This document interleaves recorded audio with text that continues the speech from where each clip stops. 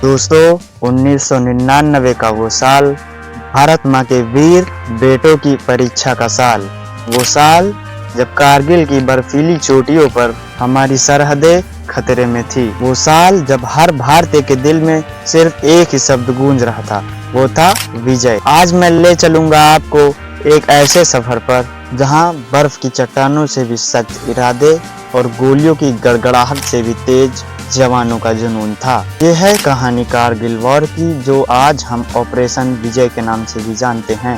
कारगिल युद्ध मई और जुलाई 1999 तक चला। पाकिस्तान ने चुपचाप तरीके से हमारे कारगिल सेक्टर की कई ऊंची चोटियों पर कब्जा जमा लिया।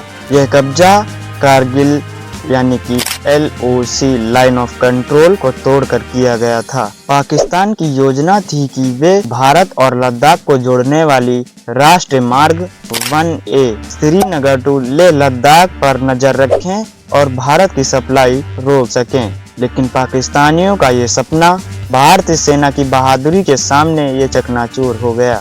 दिसंबर 1998 पाकिस्तान ने गुप्त तरीके से अपने सैनिकों को घुसपैठिए के रूप में भारतीय सीमा के अंदर भेजना शुरू कर दिया। जनवरी-फरवरी 1999 तक टोलोलिंग, टाइगर हिल, .4875, .5353, मसूक वैली और बटालिक सेक्टर की ऊंचाइयों पर कब्जा बना लिया। दोस्तों ये पहाड़ी मामूली नहीं थी। टाइगर हिल .5140 ऊंचाई लगभग 17,000 फीट, टोलोलिंग 15,000 फीट, .4875 चढ़ाई एकदम सीधी थी, उसे आज भद्रा टॉप के नाम से भी जाना जाता है। मसूक वैली बर्फ से ढका और बेहद दुर्गम रास्ता। ये सब इलाके -10 डिग्री से -15 डिग्री से घिरे हुए थे। यहाँ सांस लेना भी आसान नहीं था दोस्तों, वहीं जवानों को लड़ना था। मई 1999 में स्थानीय चरवाहों ने भारतीय सेना को बताया कि कुछ चोटियों पर अजीब हरकतें हो रही हैं। जांच करने पर पता चला कि ये मामूली घुसपैठिए नहीं हैं, बल्कि पाकिस्तानी सेना के नॉर्दर्न लाइट इन्फेंट्री के जवान हैं। भारत सरकार ने और सेना ने तुरंत ही कदम उठाया और ऑपरेशन विजय का ऐलान किया। यह था मिशन हर इंच भूमि वापस लेना। हमने इस लड़ाई को कई पॉइंटों में बांटा है। पॉइंट 1 टोलोलिंग की लड़ाई। सबसे पहले नजरें थी टोलोलिंग पर। भारत सेना की 18 ग्रेनेडियर्स को ये मिशन दिया गया था। यहाँ से सीधा रास्ता NH-A1 की ओर जाता है। जून 1999 की रात, अंधेरा, बर्फ और 80 डिग्री की ढलान, फिर भी हमारे जवान चढ़ते रहे। लांस नायक योगेंद्र सिंह यादव ने अकेले ही 16 गोलियां खाने के बावजूद उन्होंने पहाड़ी पे चढ़कर दुश्मनों के बंकर उड़ाए। उनकी वीरता के लिए उन्हें परमवीर चक्र से सम्मानित किया गया। पॉइंट 2 टाइगर हिल की जीत। अब बारी थी टाइगर हिल की। यह 17,000 ऊंचा पहाड़ पूरे इलाके पर हावी था। इसका कब्जा भारत की सबसे बड़ी प्राथमिकता थी।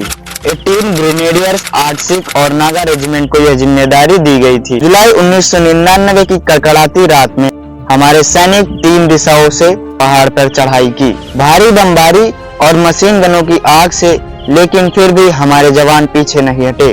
3 जुलाई को टाइगर हिल पर तिरंगा फहराया गया। यह खबर सुनकर पूरे भारतवासी झूम रहे थे।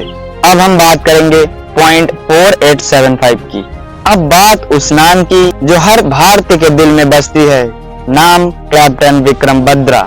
ये पहाड़ी इतनी खड़ी थी कि इंसानों के लिए चढ़ना बेहद मुश्किल था। कैप्टन विक्रम बत्रा ने कहा, मैं तिरंगा फहरा कर ही लौटूंगा, या तो मैं तिरंगे में लिपट कर आऊंगा। 13 जैक राइफल को यह जिम्मेदारी मिली पॉइंट 4875 को जीतने की। उन्होंने बंकर दर बंकर दुश्मनों को खदेड़ा। जब उनके साथी घायल हुए तब उन्होंने खुद आगे बढ़कर दुश्मनों का मुकाबला किया।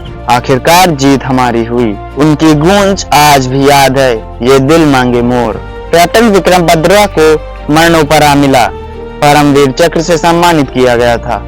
अब हम बात करेंगे पॉइंट 4 की, बटालिक सेक्टर एंड मसूक वैली की। राजपुताना राइफल्स, नागा रेजिमेंट और गोरखा रेजिमेंट्स ने बटालिक सेक्टर में दुश्मनों को खदेड़ा। ग्रेनेडियर्स और 2 नागा ने मसूक वैली में अदम्य साहस दिखाया। हर जगह कहानी एक ही थी। दुश्मनों की गोलियां ज्यादा थी लेकिन हमारे सैनिकों का जज्बा सबसे ऊपर था। अब हम बात करेंगे लीडरशिप और स्ट्रेटेजी की। इस पूरे ऑपरेशन का नेतृत्व किया भारतीय सेना के सेना प्रमुख जनरल वेद प्रकाश मलिक ने। ग्राउंड पर 15 क्रॉप्स, जिसकी कमान थी लेफ्टिनेंट जनरल कृष्णा पाल के हाथ में। नॉर्दर्न कमांड का नेतृत्व कर रहे थे लेफ्टिनेंट जनरल HM खन्ना। 26 जुलाई 1999 भारत ने आधिकारिक रूप से ऐलान किया कि ऑपरेशन विजय सक्सेसफुल रहा। हर चोटी, हर भूमि इंच फिर से भारत मां की गोद में वापस आ गई। उस दिन को आज हम कारगिल विजय दिवस के रूप में मनाते हैं। इस युद्ध में भारत ने 527 से भी अधिक सैनिकों को खोया और 1300 से ज्यादा घायल हुए, लेकिन इनकी कुर्बानी ने सैकड़ों भारतीय वासियों को कर्जदार बना दिया। ये युद्ध जमीन के टुकड़े के लिए नहीं लड़ा गया था, ये थी असली देशभक्ति की परिभाषा। आज जब हम घरों में आराम से सोते हैं तो उसके पीछे इन शहीदों का खून और बलिदान है। उनकी कुर्बानियां हमें भुलानी नहीं है। जय हिंद, जय भारत, वंदे मातरम।